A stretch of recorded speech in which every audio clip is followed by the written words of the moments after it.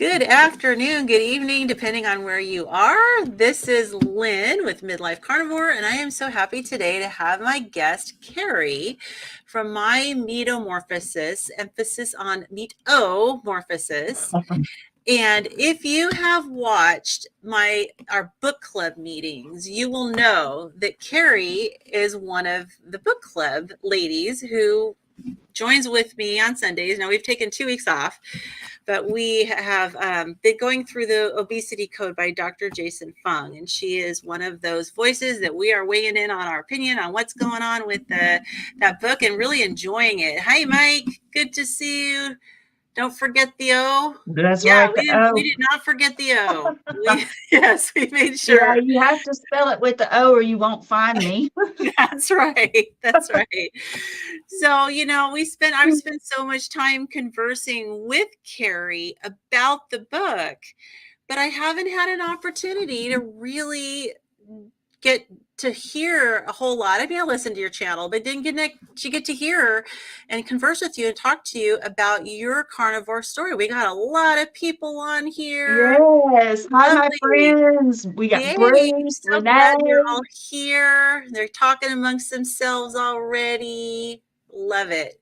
The usual suspects. Yep. Yep. So, anyways, so I'm so happy to have Carrie, and we were chatting behind the scenes, and I swear, I think we could probably chat forever. We were like, I almost lost track. It's like I know. Well, and then it's easy for me to do. I mean, I'm a talker. we're both talkers. So, anyways, I'm so happy to have you, and I wanted Thank to you. just give you a platform. I know you have your platform. I wanted to bring you on and join our audiences, and so that you can share your story. So if you would start with just wherever you feel comfortable, share with what led into you becoming a carnivore. Well, my mother in the early 2000s, I'm thinking it was 2001, but I know there was a time frame in there where we were trying to figure out what was going on with her, and she was diagnosed with diabetes, but then there was other issues going on. But anyway, so from about 2001, my mother was diagnosed with diabetes, and so she just went on this trajectory of taking medication. And throughout the years, I watched her health just like slowly declining. And how old And was she when she was diagnosed? it was her, let's see, she was born in 36. So I guess, like 65? I Okay. think. I think she was 65. Yeah, that would be about right. Yeah. Okay. And so, and my grandfather also had type 2 diabetes as well. He was Okay. diagnosed in his 60s. So, in retrospect, I'm not so sure that things run in families. I'm not sure about genetics about things, but of course, we just always kind of said, oh, diabetes runs in our family.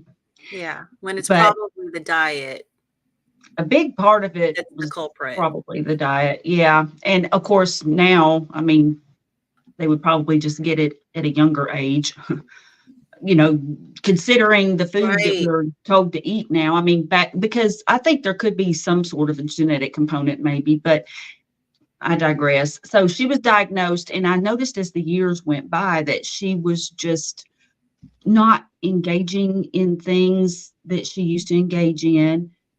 She went from just taking, I'm not sure what the oral medication was. It could have been metformin, but I know that there was an issue too of where she actually lost too much weight when she was first diagnosed with diabetes, and there was some kind of, and I'm thinking that they had given her metformin first Okay. and that it made her lose weight, and so they had to give her something else. And so anyway, but she was on that. And the thing is, I know she knew better, but I think that the medical community nowadays, or even back then in 2001, it's like, oh, well, you can eat what you want, just make sure that you take enough insulin to account for that.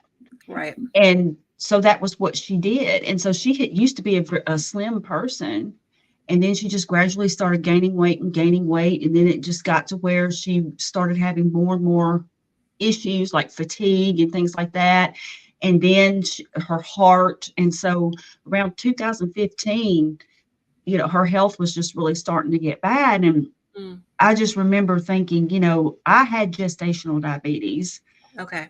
and when I was expecting my daughter back in the 80s in 84, and I was like, they say that if you have gestational diabetes, that you have a higher likelihood of becoming type 2 diabetic. And I was like, I mean, mama was diagnosed with it. My grandfather had it. I don't want it. So I'm going to see what I can do to prevent it. Yeah, and your mom you said was thin. It's not Mm-hmm. like she was overweight and Right. became diabetic. I know there's a lot of maybe just a kind of like a preconceived idea that you're more at risk for diabetes if you're obese, Yeah. and I don't but you think can that's be true. skinny fat. Yeah, and my grandfather was, oh gosh, like 6'4". I mean, he was very Wow. tall and lean, not skinny, but he was a lean person. Yeah. So he was not overweight at all. Now my grandmother was a little petite. It was funny seeing them together because like she was like 5 foot. Oh, wow. Tall, so it was kind of funny. And she was plump. So on my grandmother's side, there was more, I guess, substance to the body, whereas But she was not diabetic. she wasn't that I know of. No. Okay. That I know of. So yeah, so that's a paradox within itself because it goes against what everybody thinks. Oh, So yeah. I in 2015, and I thought back too, and I was like, I had gestational diabetes, and they actually did recommend, by the way, they didn't call it a low carb diet, but they did tell me to avoid all the white foods. Right. Right. So, no potatoes, sugar, flour, bread, that kind of thing. Basically, meat and vegetables is what they told me to eat. And of course, they were wanting me to gain weight. So that was a whole nother thing. And so remember thinking to myself, how am I going to gain weight on, meat and vegetables? I mean, even then, I knew that you couldn't gain weight on, or you know what I'm saying, that Yeah. wasn't typically what you would eat if you were supposed to put on pounds. And you were really thin, right? Yeah, yeah. I should have gotten the picture out, but I found a picture of me standing next to my uncle, and he was really tall and skinny too. I mean, you could just see it in the family. It's my Yeah. mother's brother, and I was just, yeah. I mean, And I was just. how tall are you? I'm 5'9". So you're taller than me. I'm 5'8". Yeah, and so So I you weigh are now about long and lean. 116. Yeah, I weigh about 116 now. I got down to Wow. 110 and I have put on 6 pounds since I've been really concentrating on trying to eat more and Yeah. more I don't often. I can just like seriously, I can be working and like if I've got like water or something, I mean, I can just sit and just drink water and not eat and just Yeah, work my way through lunch. I don't think my skeleton weighs 116 pounds. But, we're all body types, right? Yeah, You yeah, know? right. So yeah, so I was like, I don't want to end up like my mother because she had been, she was like you Yeah, said, she was slender, and it wasn't until she was diagnosed with diabetes and just got started on the medication and started going through that path that she started gaining weight. And then I just saw her health decline, and I was like, I don't want to end up that way. So I started researching, and of course, the first thing you find is vegetarian, lots of salads, lean meats, and all that. And I was like, I can't go vegetarian. I wasn't going to okay, even so go that route. you never No, tried that route. no, I never tried that. Now I did eat salads, and so I had cleaned up my diet a lot. And I just started doing more and more research though, and discovered low carb. I found like Dr. Michael Eads. He was one of them. And it wasn't on YouTube. It was actually through blogs. Like I just searched Okay, online and I wasn't really into YouTube at that point. So I found other blogs, and oddly enough, there was a guy, I can't tell you his name to save my life, but he was a carnivore. And I remember reading his stuff and just kind of being fascinated with it. I was like, man, I just don't know if I could eat all meat. So I just kind of discarded carnivore, but I did go low carb. And then from there, I worked my way down to what I now know is ketovore, because like salads and stuff started just like bothering my stomach. It just got to where I Mhm. couldn't eat them. It would like make me bloat and gassy and all that. Yeah. So it was just, I would just gradually through time just reduced my vegetable intake. And I've just had my carniversary. It was either yesterday or today. I'm not really sure of the exact day, but my Okay. neighbor brought me these boxes of meat. He works for a food supply company. And so I had already been low carb and then keto, kind of worked my way down so it was 7 years, roughly 7 years since 2015. And so he brings me all this meat. Like he brought me Canadian bacon, um, regular bacon, bologna, Nice. burger patties and stuff. And so like I was cramming this stuff in my refrigerator, in my freezer and stuff. And I ended up having to give some to my daughter because I didn't have any place to put it. And so I was just eating. I mean, I had the boxes like shoved in the refrigerator. It was so funny. And I was eating off of all this meat, and that was just all I ate. And so then fast forward then about 3 or 4 weeks. And so I'm just kind of scrolling through YouTube because by then, I had been watching things on YouTube, and I saw, and I had always watched like low carb videos and stuff, but it was weird. Like I started seeing stuff about carnivore, and I don't know. It may have been Dr. Berry, but it could have been Sean Baker. Hmm. Um, a number of the ones I started watching them all around the same time, but it was funny because I was like, wow, carnivore. And I was like, well, I guess I'm a carnivore now because, I got to think, I was like, because, my initial reaction, I think most people's initial reaction would be, well, that's awful restrictive, or how That's can you eat only yeah, or meat? that's crazy. Now Christy's here in the chat. When I interviewed her, she was kind of like her story reminded me of yours that she kind of like accidentally became a carnivore. And Yeah, you just that kind of sounds like that's stumbled kind of into what it. happened with you too. I'm really grateful to my neighbor. And it's funny, and it's sad because he was telling me when he gave it to me, he says, yeah, he says, I can't eat this. My doctor says I can't have red meat and blah, blah, blah.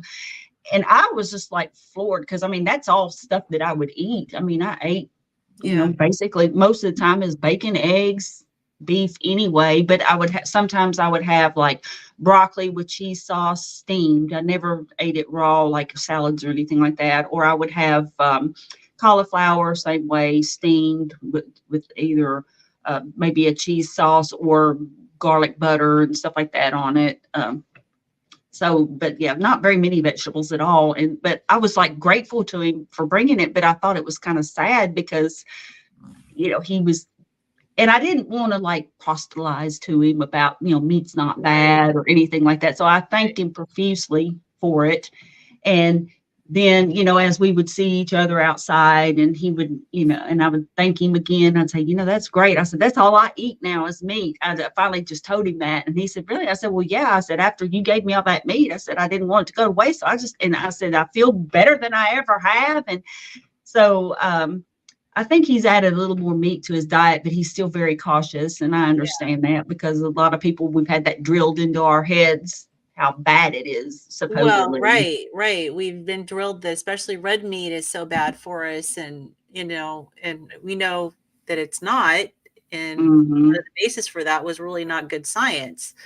So, what sort of changes have you noticed in yourself since you started eating carnivore? See, what's wild is I never thought that such a small amount of veg would make that much difference. I mean, I thought Yeah, I was eating extremely well, but from the time I was 20 years old, I've had anxiety. I had my first anxiety attack when I was 20.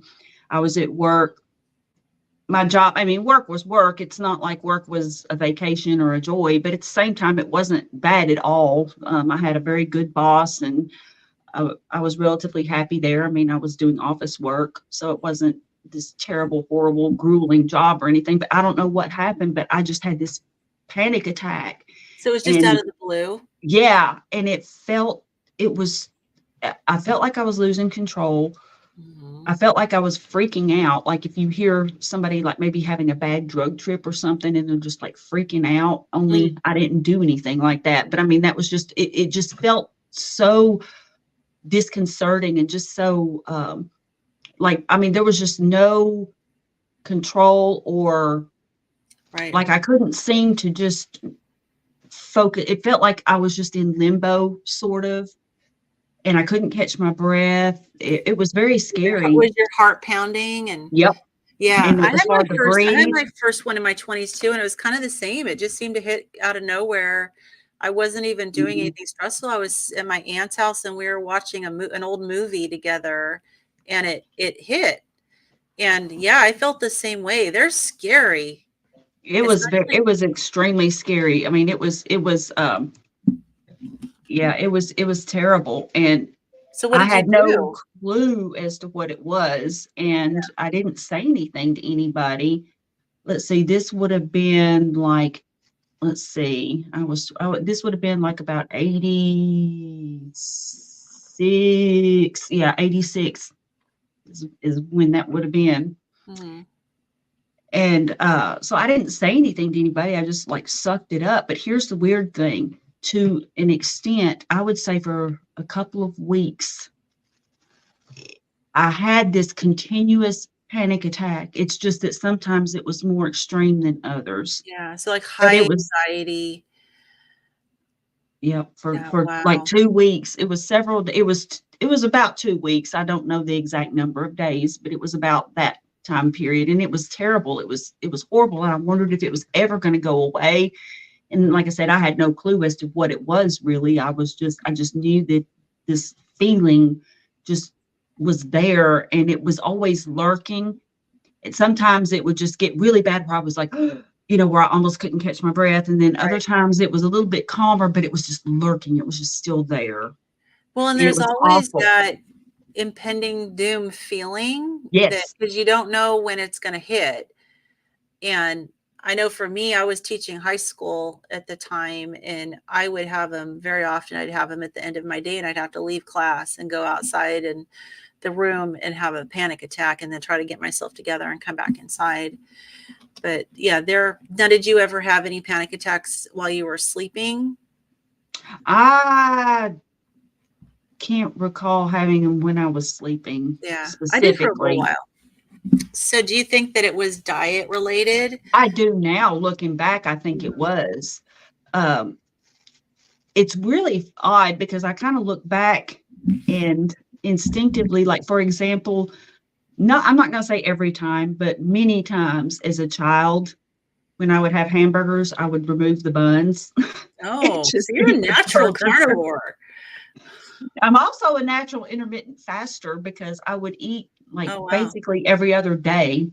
Wow. And like I said, when I like even now, when I get involved in something, whether I'm drawing or whether it's work, I can just keep going through it and just I don't even think about eating. I remember my mother used to call me for dinner and I would just be annoyed, Wow. and I told her one time, I said, I wish they just had a pill that you could take for dinner because I just didn't want to stop to eat. It was just, Wow. So when and you did we didn't have snacks in the house either. So it's not yeah, like I I could didn't either. she did not buy that stuff. We did not have chips or she didn't buy what we called sugary cereals. Right. So we did have like cornflakes, but she didn't buy anything like the sugar smacks or Yeah. Cocoa Puffs My or parents anything didn't like either. that. So Mm-mm. what types of food did you eat growing up when you did eat? Well, we did eat things like, I mean, Mama would fix sometimes. She would fix bacon and eggs and things, but we never had grits. But we did have cream of wheat. Yeah. Sometimes she would make oatmeal for breakfast. Um, then she would, for dinner or for supper, she would cook things like she might make meatloaf, and then we would have like mashed potatoes and Mhm. green beans and stuff like that. Now, oddly enough, when she started back to work when I was 16, and we had more meals out. Like her and daddy would just stop and grab Okay. something on the way home. A lot of times it just depended. He would pick her up on his way home from work, and then they would stop somewhere and get something. So we might have Kentucky Fried Chicken, or we might have this or that. And it wasn't every single night, but I mean, it definitely got more frequent in there since she was back to work. And I mean, I can understand her not feeling like cooking, because I still don't. Yeah. I am so lazy in the kitchen. It's not Oh even man, I'd funny. have a hard time cooking for a kid that never wanted to eat. Oh man, I mean, I'm just so lazy in the kitchen. So I am too. I am too. Anybody who follows my channel knows I'm a lazy cook. Like, I don't do a lot of cooking videos because well, and boring. people love those, right? And so I mean, like, basically my improvements are mostly just, I mean, I've had people tell me my skin looks really good. Um, my brother and other people, but my brother, especially because he knows me really well, has known that I've had this anxious personality most of my life, and actually he has suffered from anxiety too, Mm. and he has gone low carb. I think he's Oh, sliding toward good. carnivore, because it seems like he just keeps lessening his carbs. Yeah. So like a few months ago, I guess I'd been carnivore maybe 6 months, and he popped over to the house and he brought over a bag of what I affectionately call meat cookies, just burger patties from Yeah. Five Guys, for example. And he would get them other places too, but he would bring those, and we would just sit So he's and fully on board he and had vegetables supportive. with his at that time, but I had just the patties. My Yeah. husband popped in here with his, Hi, hubby. he knows me. It's not mine for sure, so you're in good company.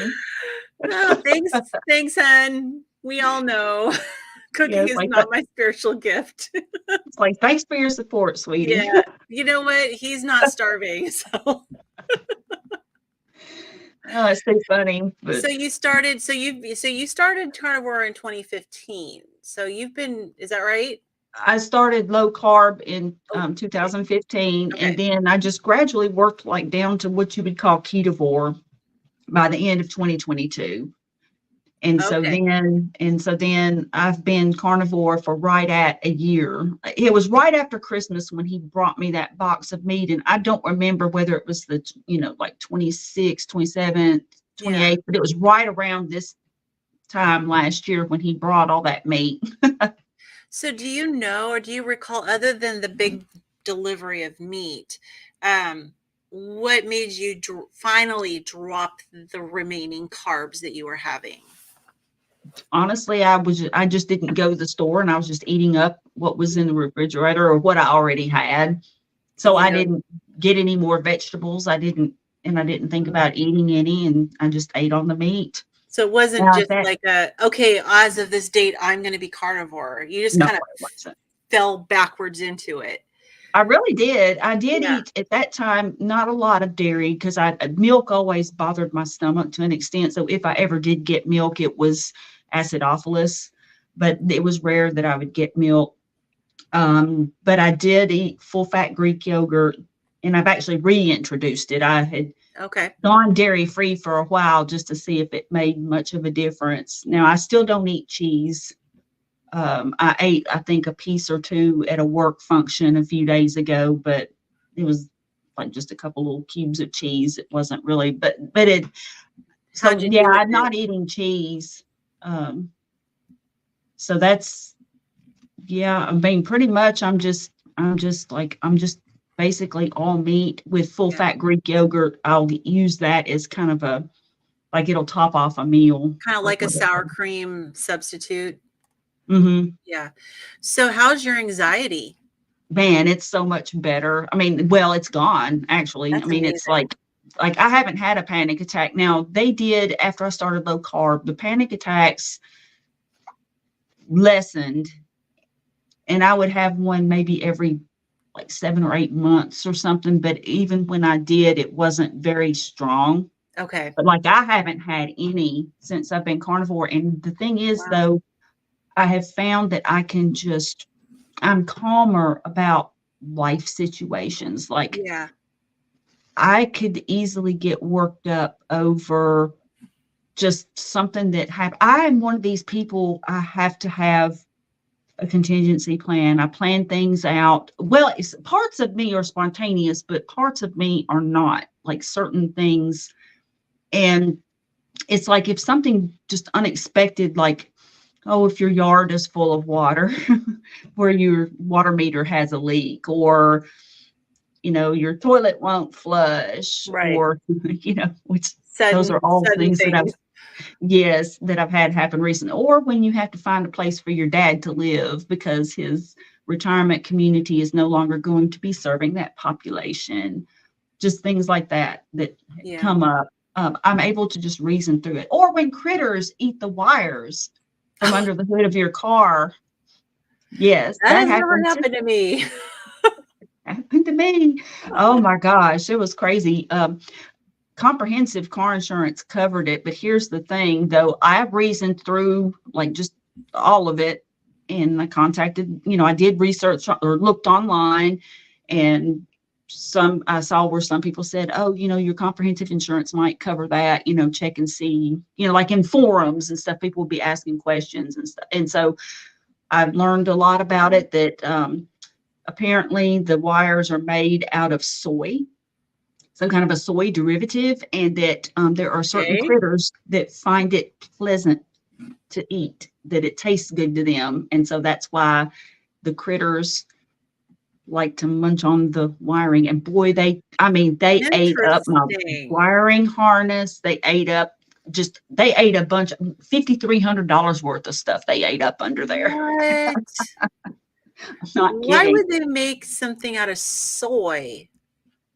Well, I Is it imagine that they wanted it to be maybe sort of biodegradable or biodegradable? something, and But in other words, more environmentally friendly is a theory that I saw online. I am not sure, interesting. because the wiring didn't used to be made out of that, Things that they do now that doesn't make any sense. right? Right. Yeah, my goodness. So, well, I know that for any of you who have dealt with anxiety and panic attacks, you know that like I kind of see it as there's two different things. There's the panic attack, which is kind of like these periodic, episodic, really intense, moments. But then Waves, it's there's these your, waves that would yes, just come over you, that would just, and you couldn't breathe, and you couldn't yes, the really catch intense. your, If you've yeah. had one, you know it. But then there's also like kind of a baseline level of anxiety. It Mhm. sounds to me like both have improved for you. That Both your are gone. that your baseline level of anxiety is down to zero, and zero panic attacks. Because Mhm. that's actually really significant, because some people will be able to maybe like get the panic attacks at bay, but they still have this kind of baseline anxiety that they're dealing with.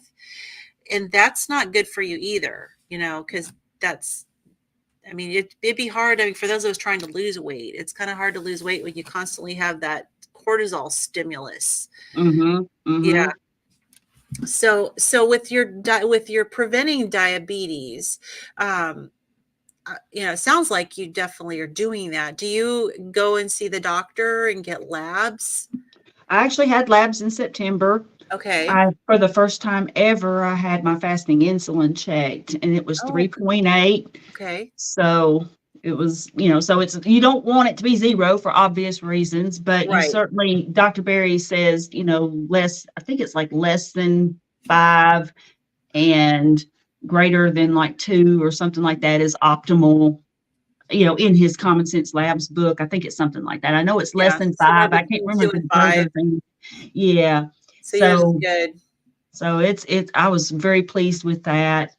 So yeah, no signs of diabetes. Now, did you have to ask for the insulin levels to be Yes. checked? Okay, because I've never seen a doctor actually voluntarily test that unless it's a naturopathic doctor. Yeah. No, I had to ask for it, and he was cool about it. He was just like, okay, he One more ordered test. it. Yeah, he was fine with it. And I asked for my vitamin D level because Good. I had been supplementing for quite a while, and I was just curious. And actually, mine is at 125, so I've got to ease up a little bit on my 125. How much yeah, vitamin which D were you taking? 10,000 IU's a day. But Okay. I think that's one reason why I was so healthy, though, because like I took care of my dad that whole time he had COVID and never got it. I never got it until recently. Yeah. And although I was very sick for about 4 days, I got better very fast. I Yeah. mean, it was like less than a week from the time that I was like dog sick to I was going to a Kiss concert. It was so funny. Um, my son had gotten us his seats from his company, the box that they have at the arena, and he surprised me with the tickets. And right after I found out about that, then I ended up getting COVID. And so when I finally made it to the doctor's office, which the first day I didn't get out of bed, Yeah. was laying there in agony. But the second day I went and I just asked the doctor, I was like, please tell me I'll be able to go to the Kiss concert. He's like, yeah, he says, you'll be beyond the 5 days. He said, if you feel up to going, you can go. And I mean, I was raring to go. And that was Well, less than a vitamin week. D, it's like if your immune system is an orchestra, vitamin D is the conductor. And that's the analogy that I've heard. The vitamin D Mhm. levels are like the conductor of your orchestra that keeps it all working and doing what it's supposed to do in the right timing. And so the fact you had such high vitamin D levels makes sense. Yeah. I got my vitamin D levels up higher than they are now, but to adequate levels. And then when I had COVID, it was like a no brainer. It was like I didn't even go to bed. Like literally, I was Yeah. taking care of my daughter and my husband who both had it too, and I had amazing energy, and it just stayed in my nose. Of course, I was doing Mhm. a bunch of other stuff too, all those therapies that the mainstream news censored. So Right.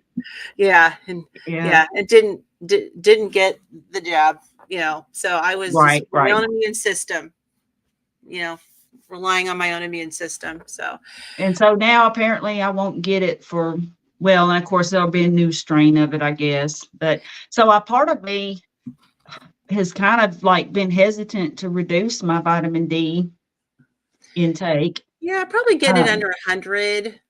yeah, Dr. Berry Yeah, says 100 is good. Somewhere between what, like 70 and 100 is yeah. like, Yeah, um, I've heard different things. I've heard 50 to 100. I've heard 80 to 100, but I think that definitely 100 is always the upper limit that I hear. So yeah, yeah. 125, that's pretty good. I've got to get mine retested because mine got to below 40, and my naturopathic doctor was not happy. So Oh, yeah. yeah, so I'm currently taking higher doses of vitamin D right now. So I got to get it rechecked. I don't want it to get too high. So that's good. So the anxiety's gone. Now you had mentioned I saw a video that you did a while back about your improvement with your blood pressure. It sounds like Oh you my were at least God. having. And when I watched your video, the first thought was, well, because it sounded like your blood pressure was normal when you checked it at home, but it was more white coat syndrome when you did get it checked at the hospital. So it sounded like, you had your first time you went to the doctor and you actually had a Hmm. normal reading at the doctor. That to me sounds Yes. like it was an improvement in your anxiety. Here's the thing. I started feeling the improvement in the anxiety before that actually happened. Uh, if that makes sense. So like Yeah. when because let's see, I'm thinking March.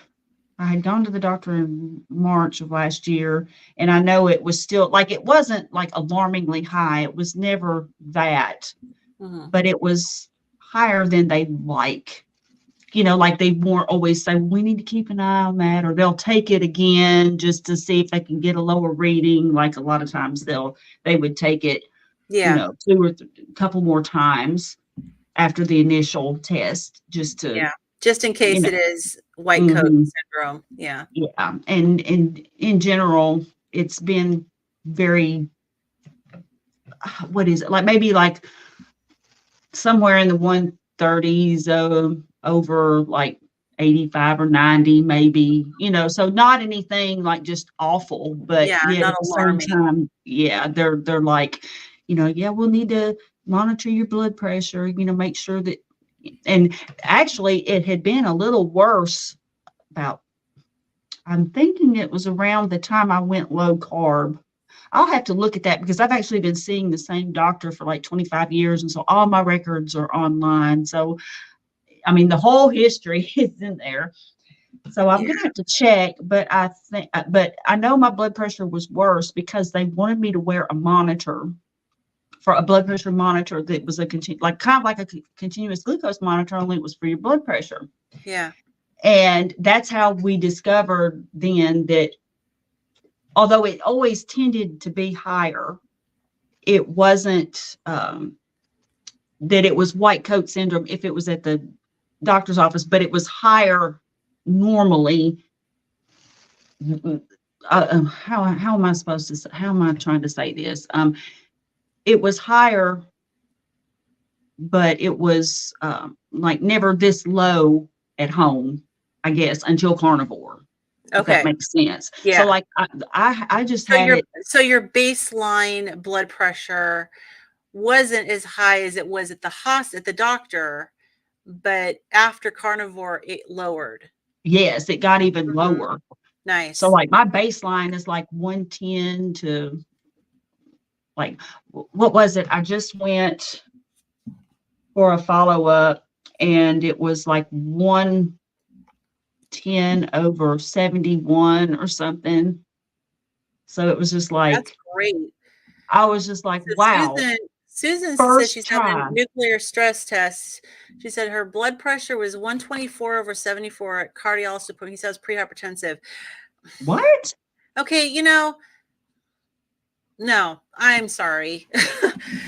It's probably because it was over 120, but honestly, the diastolic being 74, I can't see how anybody would call you pre-hypertensive because usually hypertension is based on the diastolic mostly. Between above 90 is where you get into kind of the pre-hypertensive realm. Mm-hmm. Some doctors are so stuck on the 120 over 80, and if either of them go above that, you know, they they think that there's something wrong. But you mean our blood pressure goes up and down all the time. So That's true too. And here's something else. I thought I heard on, I think it was, well, I'm pretty sure it was Dr. Berry, but I don't know the I don't know exactly when it was, but very recently though, that they had changed the guideline. Like they've backed it up because it used to be, I think it was your age plus 100 for the top number. And that they, back, I'm talking like in the 80s that it yeah, was. And then they gradually just started lowering. lowering it. And Yeah. I'm thinking that now they want everybody to be under 120. So I like if you're at 120 now for your top number, that's one of that they consider, like if it's, so in other words, what used to be considered normal, like 120 over 80 would be like the ideal. Now, if you're at 120, that's I just borderline. wonder how much influence the pharmaceutical industry has on that because they want to sell medications for hypertension. Just like everyone with the statins, trying to throw statins at everybody. I was watching, it wasn't a carnivore broadcast podcast or something. I was watching a podcast of somebody, I forget the other day, but they mentioned like, oh, everybody over a certain age they're on a statin as if that was just a given.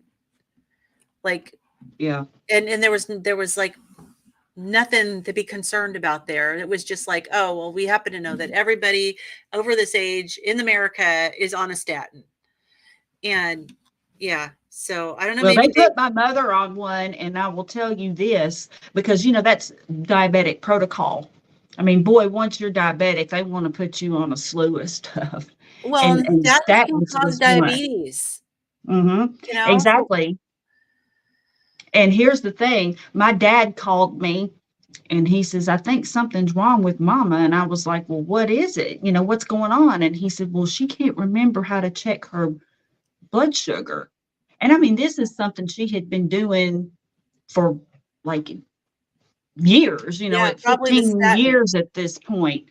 And I was like, and so my first thought was, I said, well, Daddy, has there been a change in medication?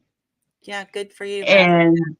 And he said, well, I don't think so. And I said, well, can you look in the cabinet and get her medicine bottles and tell me what they are? And so he did, and one of them was a generic form of a statin. And I said, and I mean, I probably shouldn't have, but it infuriated me. It made me so mad. But I just said, tell her to stop taking those right now and not to take them again. Yeah, yeah. Sure enough, a few days later, she was fine. Her And, brain was it was cleared up. yeah, a Yeah. little over a week later, and she was like back to normal and stuff. And I was like, yeah, Yeah, we wonder why there's so much Alzheimer's and dementia. I know that there's been a link with statins and cognitive function. So that's pretty crazy that, yeah, it was so obvious with your mom. Now, Mm-hmm. has your mom been watching you as far as being on the carnivore diet, and has she been kind of looking to see if maybe this is something that she might try? She passed away in 21 when Oh, she she was in the did. hospital. Yeah, she was in the hospital. It was odd. My dad, actually, I took him to the emergency room, um, and she was upstairs in the hospital. So she had congestive heart failure. And so she was in the hospital. She had collapsed at Hmm. their apartment. And so they had taken her to the ER. And she was awake and conscious, um, but she was very weak and everything. And I didn't get to see her. Um, Hmm. my dad ended up having that virus. And so, but it's the weird rules. But basically, what happened was, since he was the one who brought her to the hospital, he was like the person. So they wouldn't let anybody else in the room with her or anything. And so, even though he ended up being sick and I wanted to then be the one to be in the room with her, they wouldn't let me. So I didn't get to see her before she So passed. was anybody with her when she died?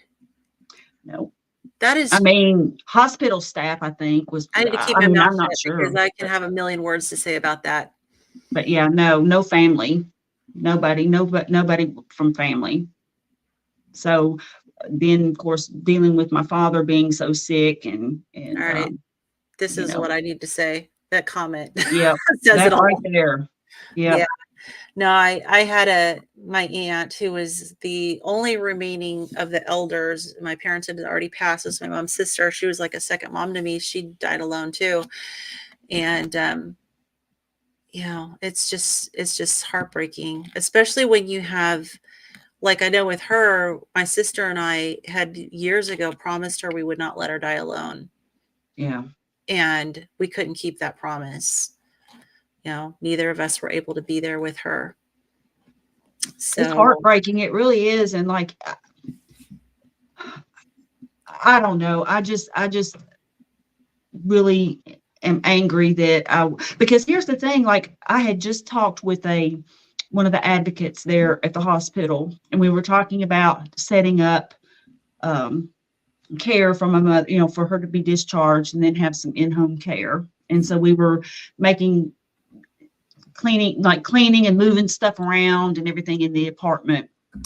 And of course, then that was when my dad we realized my dad was sick, and, because he was just laying in bed, which is not something that he normally would do. He was always very active and stuff. And he just kept saying, I'm so tired. I'm so tired. But anyway, I just talked with the liaison there, and it was like maybe 10 minutes later, I get a phone, and she sounded so dumbfounded. She says, "Is this Carrie?" And I was like, "Yes." And she said, "This is so and so from such an hospital. We just spoke." And I said, "Oh, yes." And she said, "I am so sorry to call you and tell you this." She said, "But your mother just passed away." And I was like, and but she said she was sitting up and she was getting ready to eat her breakfast. She was, they were getting ready to bring her breakfast in the room, and she was looking forward to her breakfast and talking with the nurse, and she just went. wow. Well, it So was I'm, peaceful. It was so peaceful. So that was yeah, good.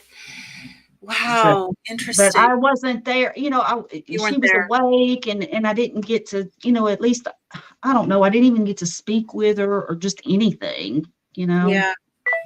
Yeah, no, I mean, it's just that there's so many people that are in this situation that had to, you know, miss being there for their loved ones when they died. And, I hope that what happened over the past few years has opened up a lot of people's eyes to the problems with guidelines and healthcare. And there's so many people, and I guess I'm fortunate because, like, my older brother forever has been a major conspiracy theorist. And he's always sharing stuff with me. And so I research. I don't want to assume anything. So I research everything he sends me. And some of it I put aside and say, I don't feel there's enough evidence to this. And other things I'm like, yeah, I agree. But my eyes were open many, many years ago, like probably 20 years ago or more, to the corruption and the greed and our government and industry. And I just hope that there's a lot of people that over the past few years have had their eye-opening experience. Hmm. That this actually opened up their eyes to the corruption and the greed, because it is. I just feel like these people who are behind the scenes making all these guidelines and rules, they don't care about us. I've heard people say they hate us. And I wonder sometimes because It does make you wonder. mhm, And I think some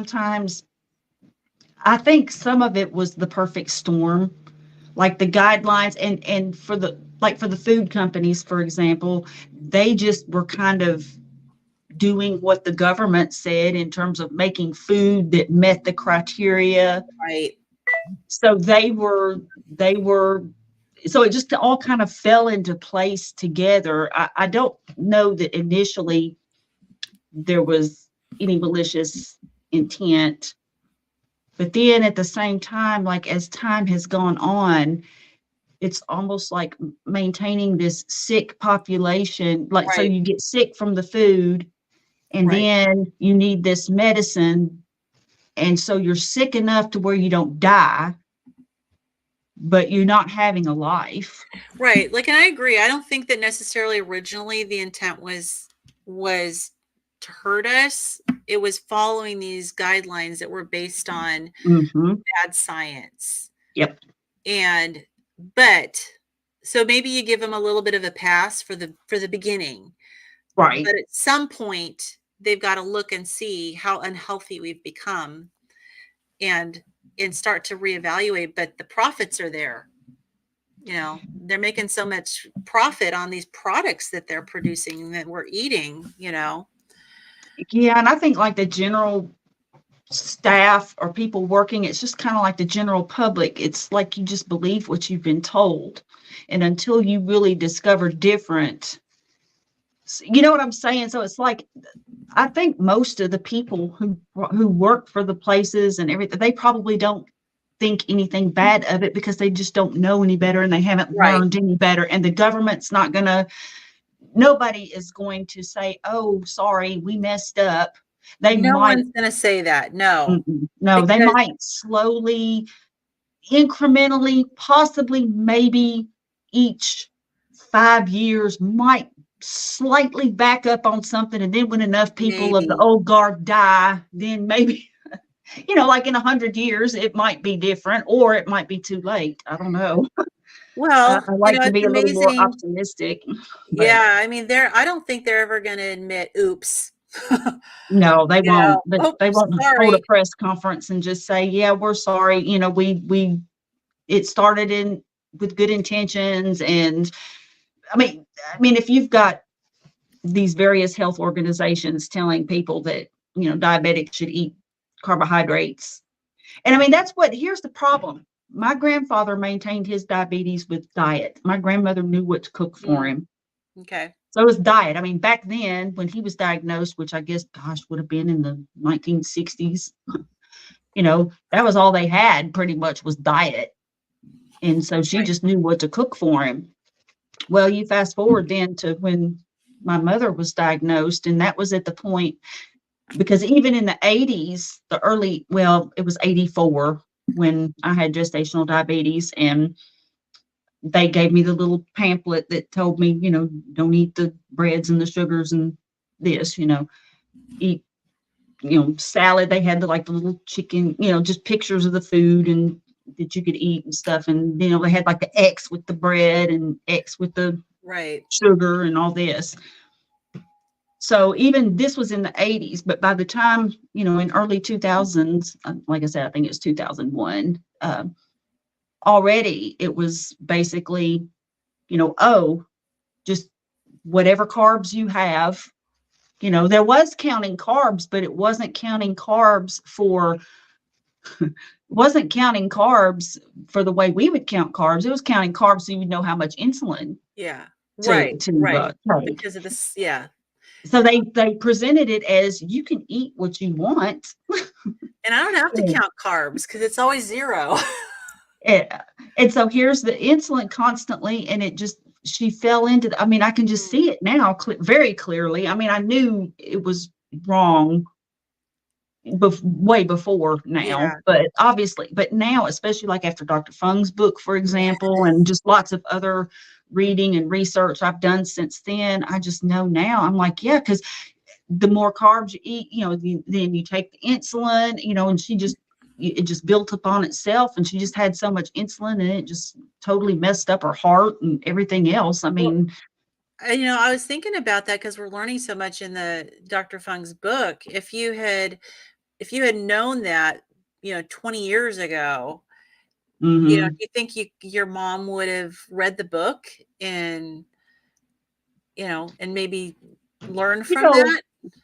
she might have. My mother was always kind of a rebel. Like she would explore ideas about, like things that people might think of as conspiracy theories, Hmm. which a lot of these things ended up coming true. Yeah. Oh, yeah. Just because they're labeled a conspiracy theory doesn't mean that there's no facts. That's not factual. It's just, Right. I think it's easy to label something as a conspiracy theory because it makes everybody out to be nut jobs.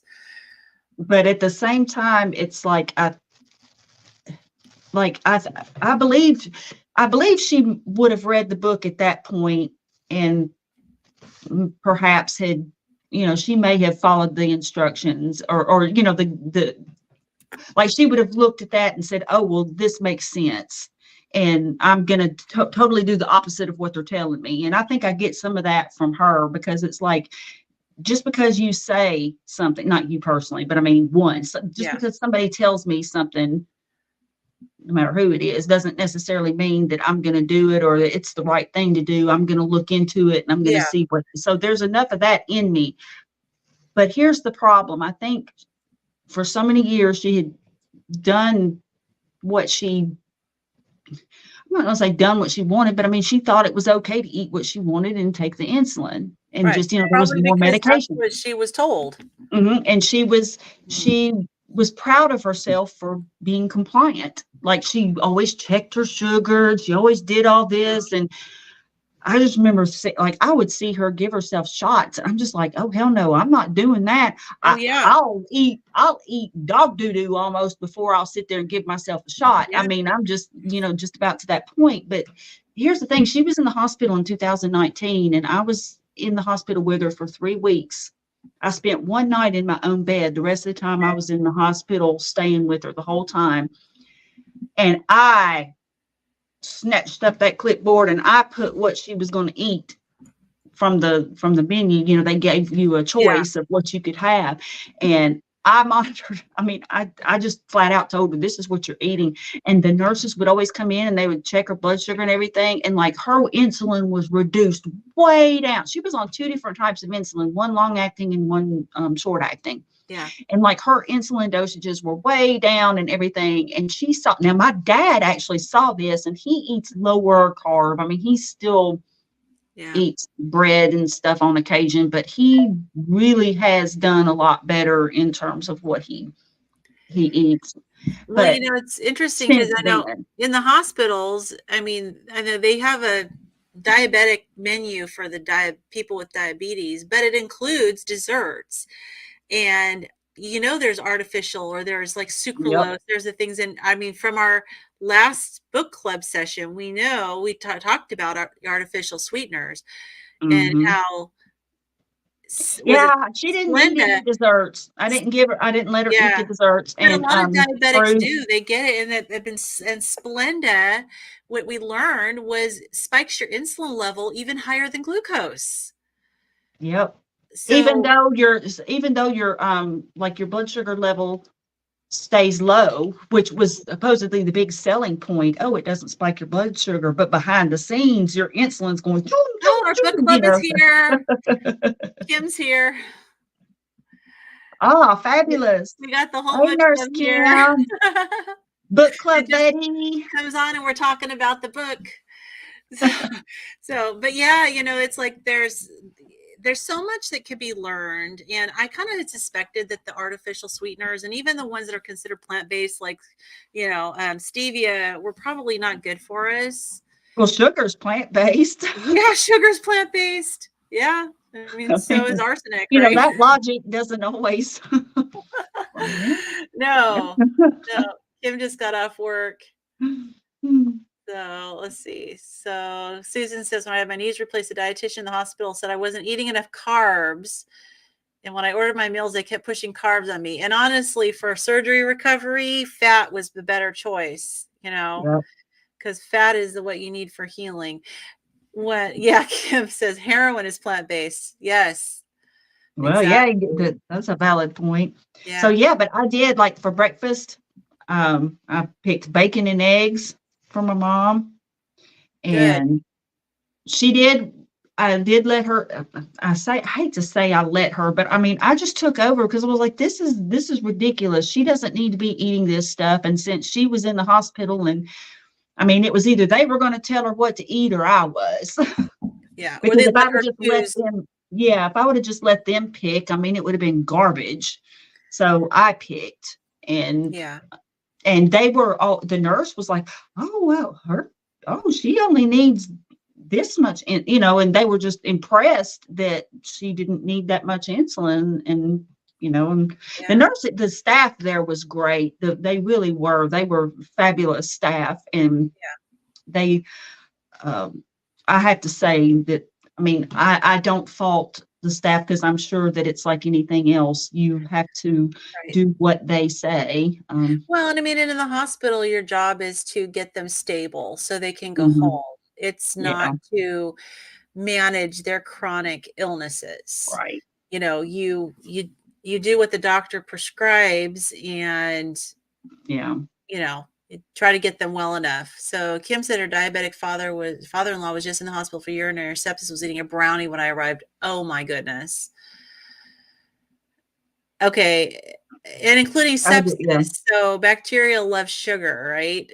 Yep. You'd think that even if there was no diabetes involved, that just having sepsis alone or any infection, they would be saying no sugar.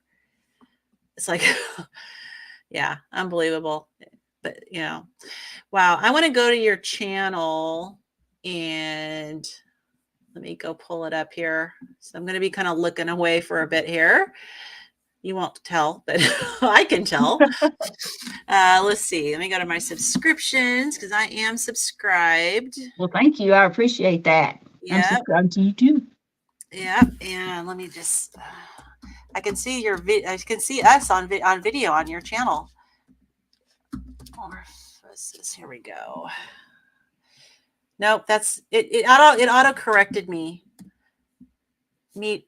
Oh, no wonder. Meat. Sorry, I'm spelling it wrong. Yeah, there's a story behind how that happened because I was trying to come up with like a name, and it was funny. I had written like something like ketomorphosis and stuff. And then I was meditating and the term metamorphosis came up, but for whatever reason, I Oh, accidentally typed an O when instead of, so it was meet O. And then by the time I really noticed that there was an O there, I was like, well, I actually like the O better. Yeah. So that's kind of how it was sort of an accident, but I like the O better than the A being there. Yeah. So, No, yep. it's good. All right, so this is, I'm sure everybody on here in the chat is already subscribed, but if you're not, subscribe to Carrie's channel. All righty. So let's see what we have here, lady. Anxiety and panic attacks. You did a video on that. Blood pressure. You do some meal prep, so that's good. I watched your video about trying the bacon for the first time, the beef bacon. Oh, it's fantastic, and I just had some today. So you have now, see, but you mentioned it does have carbs in it. How many carbs does it It have? has a 1 carb per slice, Oh, roughly. okay. So it's not a lot. That's not terrible. Yeah. It's just that when you look at regular bacon, there's like it's not noticeable. Like it's zero, basically zero Yeah. carbs in a piece of bacon. If you just look at regular bacon, now I'm not talking about flavored bacons either. So how was the flavor of the beef bacon compared to a pork bacon? It's a little bit thick. It's a thicker taste to me. Okay. A kind of a more robust taste than bacon. But of course, I Okay. love bacon. But this it's delicious though. It is the beef bacon is so good. I'll have to try it. So I saw watch this video you did look into for meat and metal. Um and it was I was laughing. I was laughing because it was like you could not find a metal Mm-mm. band or musician that was eating a carnivore diet, but yet you were finding all these that were vegetarians. Well, here's what was funny about that. I wasn't even searching I didn't search for carnivore. Well, actually, the first time I did search for carnivore, but that's not on the video. But there was a band called Carnivore that kind of threw the results off Yeah. because it was just suggesting the band. So I said, metal musicians who eat meat. Okay. And the results I got were Rob Zombie says veganism is cool. Like, or veganism is metal. And I'm like, what? And so I start thumbing through and like Kirk Hammett and all these different people, for like Metallica Yeah. talking about being vegans and like 15 vegan metal musicians and just like all these different. And I'm like, but there was nothing in the results at all about any metal musicians who eat meat. Like it was all so Yeah. and so is vegan, so and so is vegan in all the results. And That's the your point results was I got. really interesting because it's true because the metal and the rockers and stuff, they're supposed to be rebels, right? And they're supposed Mm-hmm. to question their they question the narrative, right? And they push back. And it's weird to see metal musicians falling in line, Yeah, you know. just towing along with the. I mean, I guess Ted Nugent's more of a hard rocker, but I mean, I know that man eats meat. But I guess they wouldn't classify him as metal necessarily. But good Lord, Yeah. if you can substitute the word vegan for the word meat, then I mean, because like I said, I was searching for metal musicians who eat meat. So Right. I would rather see something that says no results found than for me to get this vegan propaganda Right. Right. Because pushed you at didn't me. put vegan or vegetarian in the Mm-mm. search criteria at all. Nope. And yet it pulled up. Yeah. It was Interesting. crazy. And Interesting. then the thing about the food groups. I don't know if you saw that video, but I was actually doing research for something or reading up on another subject because it wasn't Bart K has a problem with lay people using the term research, and I understand what he means. But I was reading up on some other subject matters and Funny.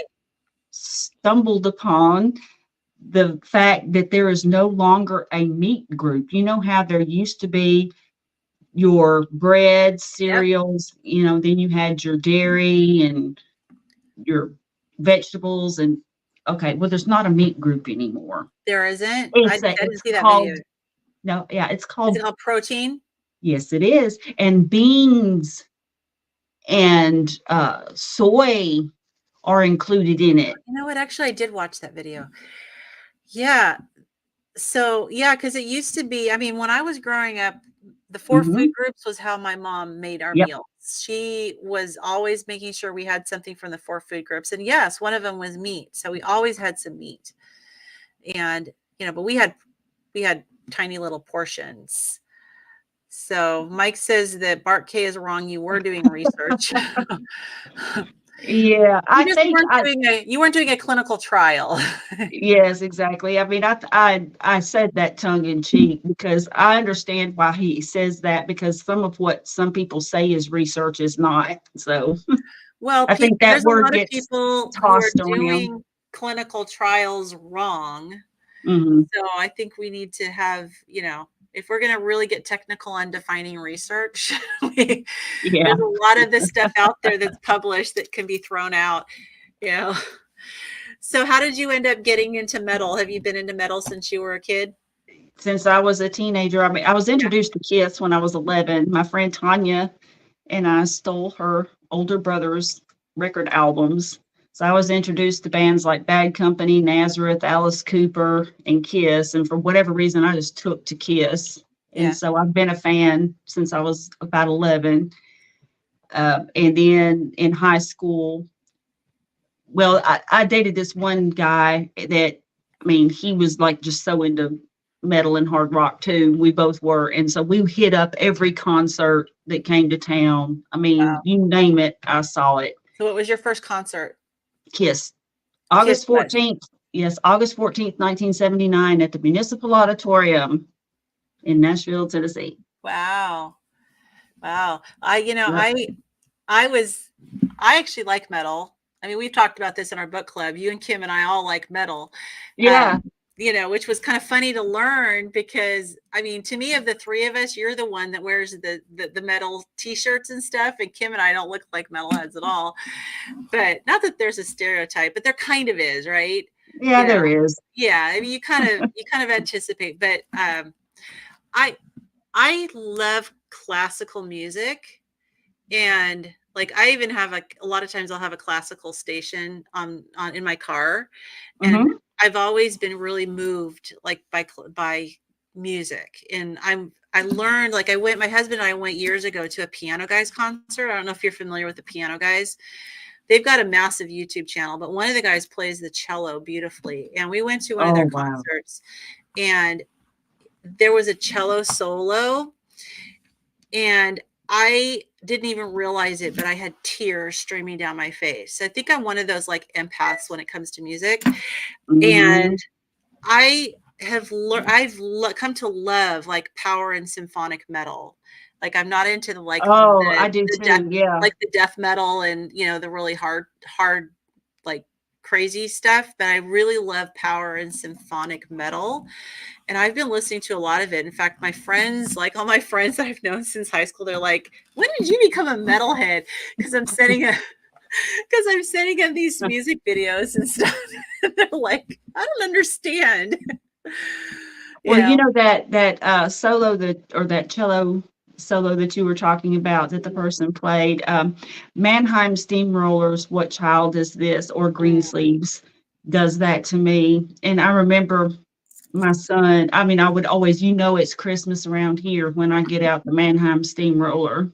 And of course yeah. I stream it now, but And I like Trans Siberian Orchestra. yes, We I went like to a them too. concert of theirs, but Yeah, and my son, I remember he was maybe 5, and, I had Mannheim Steamroller playing, and that song came on, and I was just bawling, and, Hunter was like, "Why do you play that song if it makes you cry?" And I said, "It's so yeah, beautiful." it is. Did did you It is. listen to the video I sent with the Christmas song on The our one, the kids? metal part, what is it? The one that said metal, band plays, yes, I did, but I can't, what was the song? Angels I've We seen Have that Heard on one. High. Yes. Yeah. So I don't know if any of you guys listening know. Now Dan Vasc is an independent artist and he's from Brazil, and I absolutely love him. I love his music. His voice is incredible. And he can sing some of the grungiest metal out there. Like Mm-hmm. this guy can growl, he can scream, and he performed a beautiful version of Angels We Have Heard on High that I sent to our book Yeah. club group. And but it did have some metal. It had the guitars kicked in and he got up Mm-hmm. there into the heavens, but he can sing opera. He's classically trained. So I've been watching, some of his stuff. And if you ever get a chance to watch him, he's pretty incredible. He's going on 1 million subscribers, and he's pretty amazing. But Rob yeah. Halford released, Rob Halford, lead singer of Judas Priest, has a couple of Christmas albums. Oh, He sure does. And you can find the videos on YouTube. And Rob Halford, I mean, obviously he's in his 70s now. So, I mean, he's getting up there, but his voice is still fabulous. Now, wow. in his youth, I mean, nobody could beat him, I don't think. I Yeah. mean, there were Bruce Dickinson, possibly, I mean, I love Bruce Dickinson too.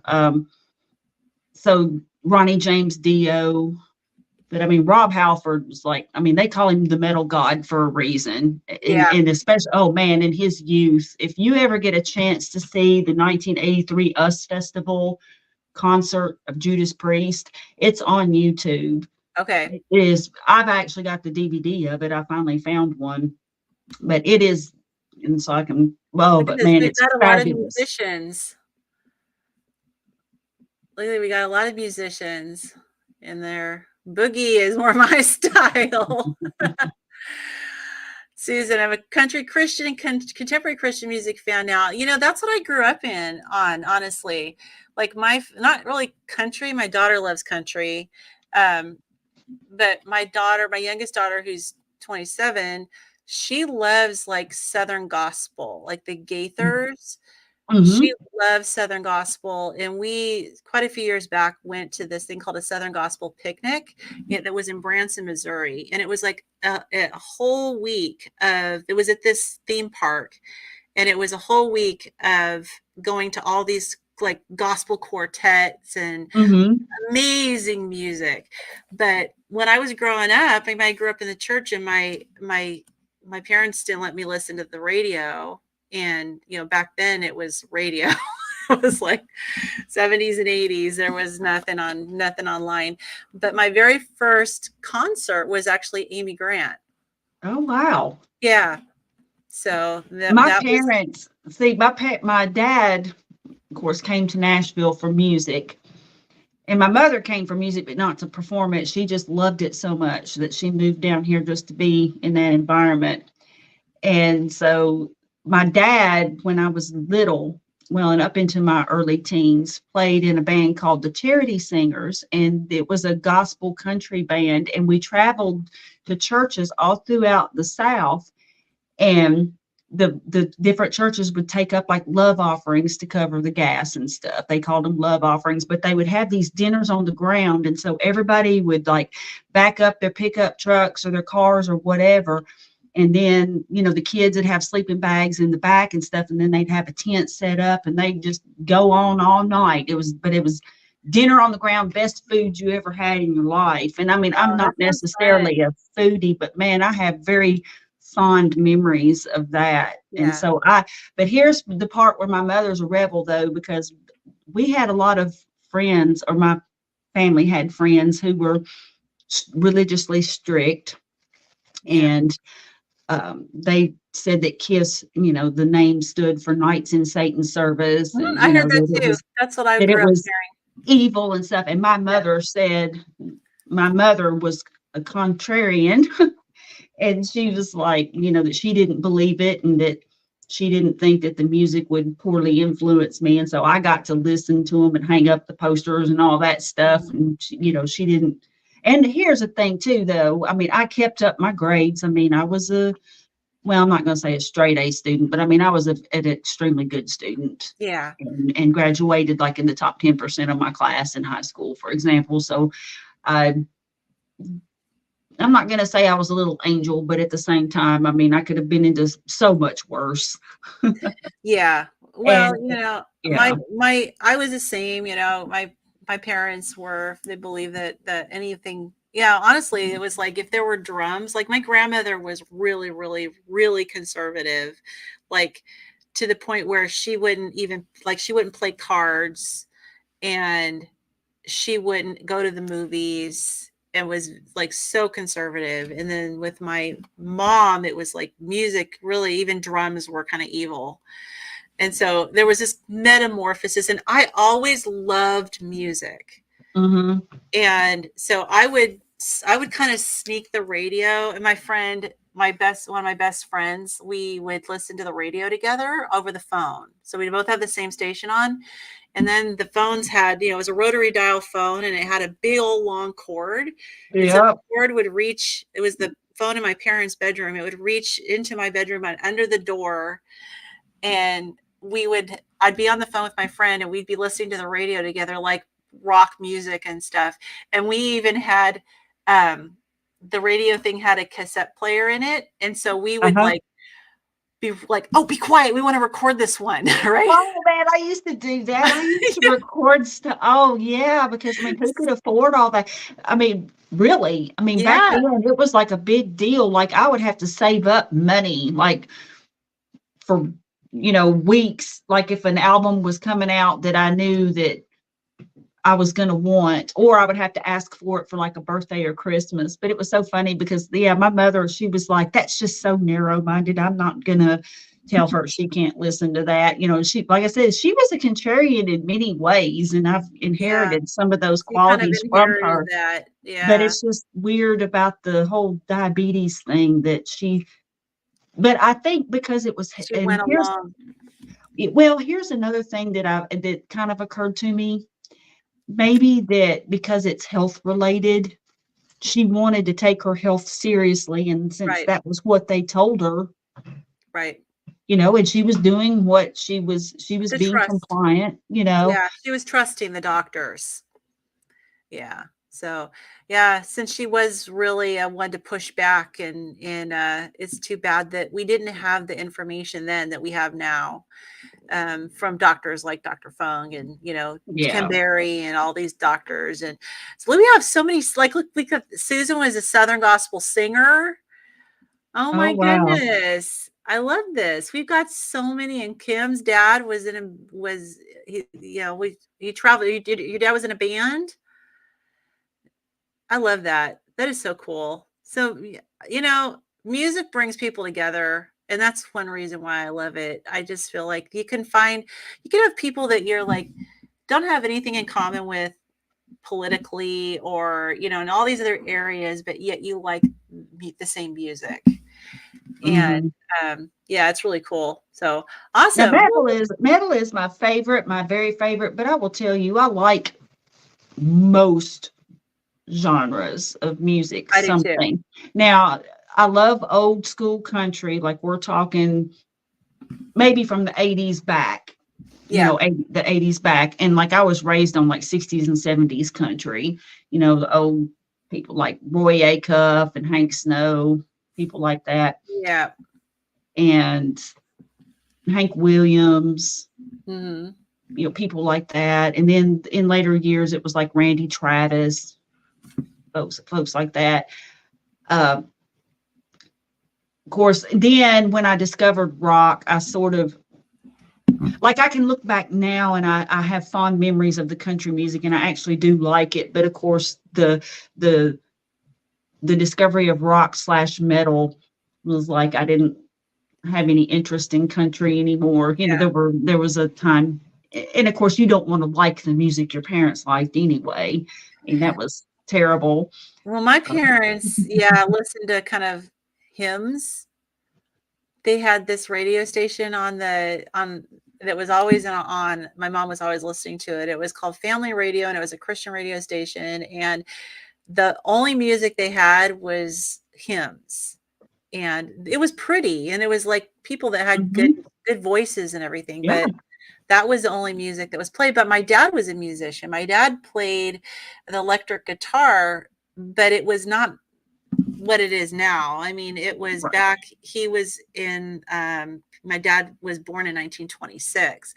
And so he is, are you familiar at all with Chet Atkins? Yes, that was Yeah, my dad's favorite. My dad plays my guitar, and dad my too. dad just loved Chet Atkins. Yeah, Yes, my yeah. dad could play. He used to play Chet Atkins songs on his guitar, and he was in a military band when he was in the Navy, and he was in World War II, and he was in the Navy for quite a bit longer. But yeah, he played that, and then he taught himself. He was all self-taught, and he taught himself how to play the organ.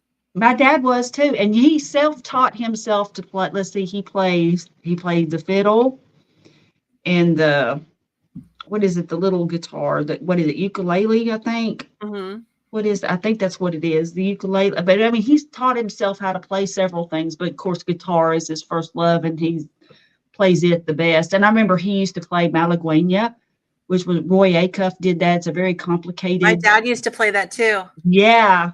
Oh my gosh. Yeah, look at this. All Um, of them come. See, yeah, music. People have music in common. That's yeah. so cool. I know I never learned to play anything. I didn't either.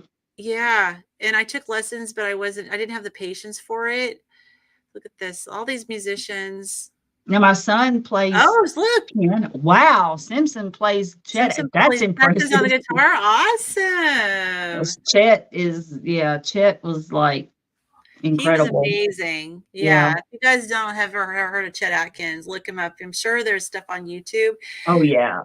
And when my dad was on his deathbed and he was, we had him on the morphine drip and everything because he was dying. So we had him on comfort care, and he had gotten to the place where he was unconscious and he had gotten into a coma. And I was playing him Chet Atkins on my phone, and he was tapping his foot. Oh He my. heard. Yeah. So he knew. Yeah. Oh Yeah. man. Yeah, so he could hear. So Chet Atkins has a special place in my heart because of that. So Kim, yeah, oldest son taught himself to play the guitar. Wow. That's good. My goodness, so many self-taught. Look at these. Yeah, my dad self-taught him, or my dad taught himself, but then my son started, like, of course, now his paternal grandfather, and then my son, my kid's dad, he also played piano and was extra, oh man, super good. And so then my son, there was always a piano around, whether it was at our house or whether it was at his grandparents' house. And so he started picking out songs like when he was very little. And so he started like teaching himself. And so then we, signed him up for lessons and stuff. So my son plays piano and he plays drums. And if I were to play an instrument, it would probably be drums. Like I Oh air wow. drum when I listen to music. I can't, yeah, I don't know. I just catch myself drumming. Have you watched that guy that puts a lot of like stuff on YouTube for his drumming? Uh, That's a really good drummer. I've watched several, like, has he done, well, I'm sure every He's drummer's from probably another done. country. I forget his name. If you guys Oh, know his name, let us know. But my husband watches him, and he's pretty darn incredible. He puts out stuff all the time where he's pretty amazing. mhm. So cool. Well, I'm going to let you go. I know we've been almost an hour and a half on the chat here, and I'm so glad that your health is good, your anxiety is gone. That honestly, that alone Yeah, is a reason to be on this diet. I Just agree. And that's what, because, here's the yeah, thing, because I think there might be folks out there who either think there is no hope, or they think maybe that carnivore keto wouldn't be for them because they're not trying to lose weight, because it is, right. and that is a fabulous benefit of it. It regulates your weight. And I think it is easy to undereat if you're on this way of eating, and especially if you have odd eating habits like me. Yeah. I mean, I'm just a strange bird, but But it does I lend itself to intermittent fasting. Yeah, it does. It sure does. And so, but I just want people to know that it can help them because I don't have like an obvious story. Like I don't have a before and after that you can see. Right.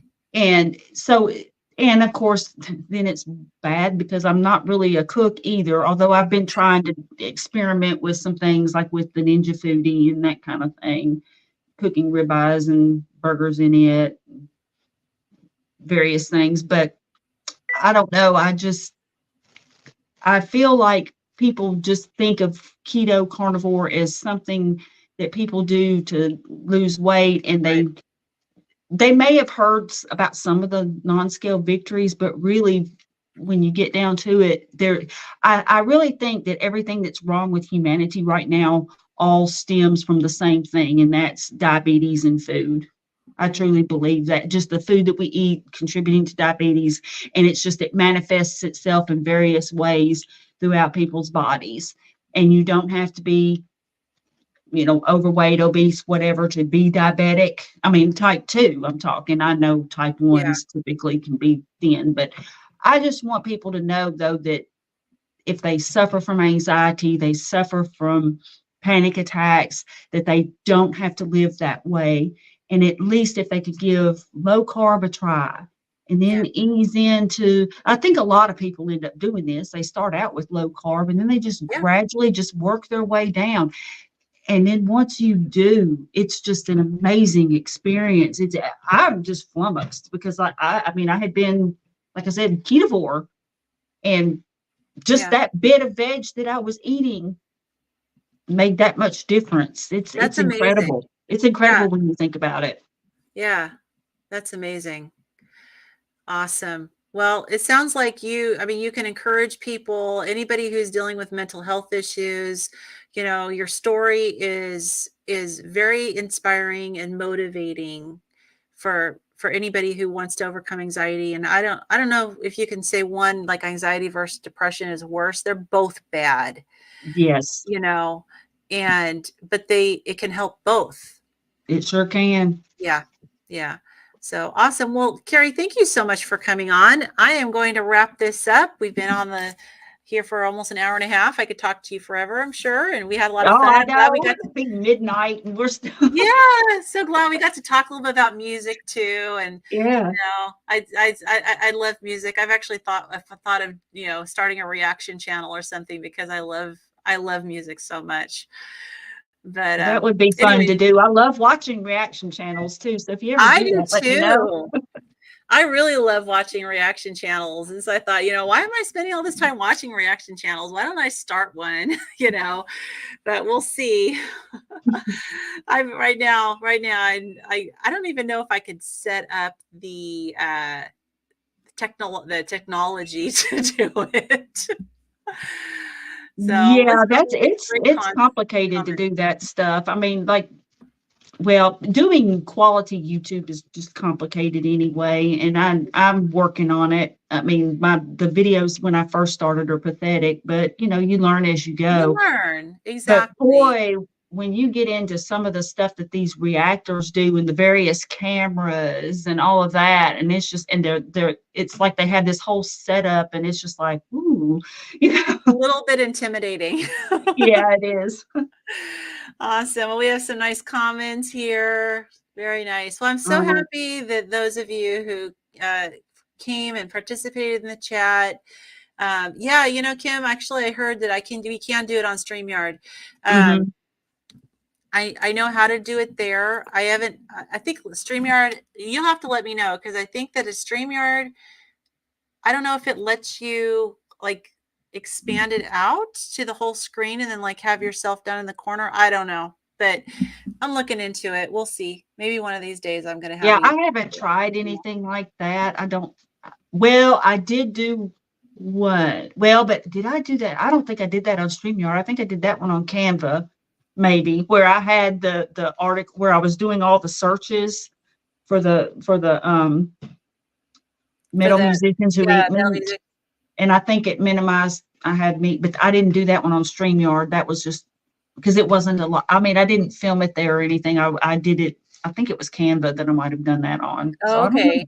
Yeah, I have OBS Studio, which a lot of reactors use, and I just think like my MacBook Pro is needs to be a newer version. It's Hmm. not really compatible. The headset and everything isn't really compatible. So, yeah. Anyway, so good. So we have a lot of nice comments here. Thank you guys so much Thanks, for everybody. coming I in. appreciate you watching and being here with us. This has been so much fun. Yeah, one of these days, honestly, all of you guys in the chat, one of these days, I want you guys to start joining us on these live streams so we could like meet you. Don't be shy. You're not shy in the chat. So Right? oh, yes, it's like I would love to meet a lot of people who don't have YouTube channels but are so engaged in the community. It would be so Hmm. nice. Yeah.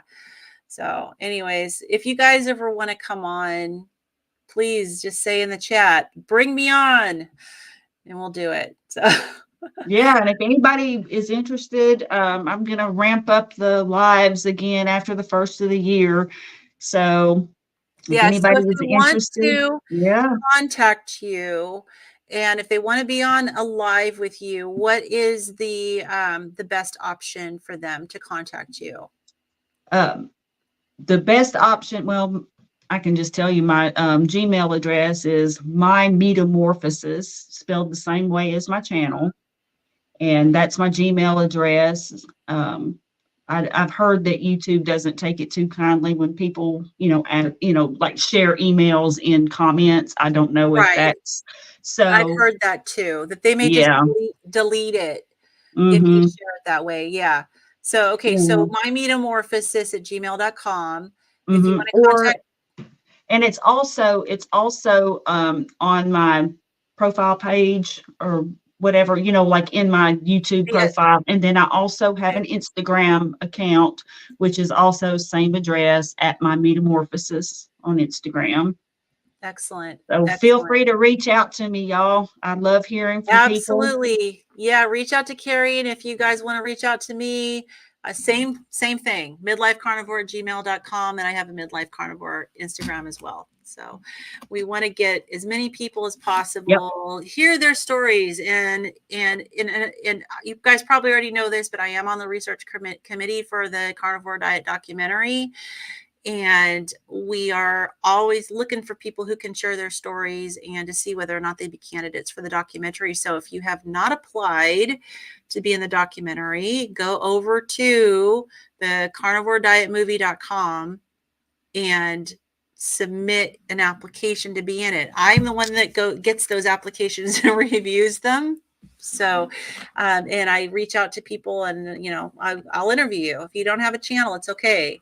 One of us will interview you, and we want to get the stories out there. So my story is boring, though. Nobody's story is boring. Nobody's story is boring. But I can milk all that information out of you. Awesome. Okay. All right. And nobody's story is boring because That's right. if you were brave enough to do the carnivore diet, there's nothing boring about you. Isn't that the truth? I mean, you're a Yes. rebel, man. You're You're a a rebel. rebel. You are more metal than Rob Zombie. Exactly. Yeah, look at Kim. She cured chronic candida. It's embarrassing. I don't care. Exactly. That's how you got to be. You got to just be like, someone's going to relate to you. Someone is gonna Hmm. that's why I like to interview all sorts of people, because like someone's gonna relate to Carrie that doesn't relate to me, because we went into this for completely different reasons and we both are seeing amazing benefits. Yep. So awesome. Okay. All right. We're going to say goodnight. And I hope everyone has a wonderful rest of their evening. Good All right. night, everybody. Good See you night, all soon. I love everybody. ya. Love you.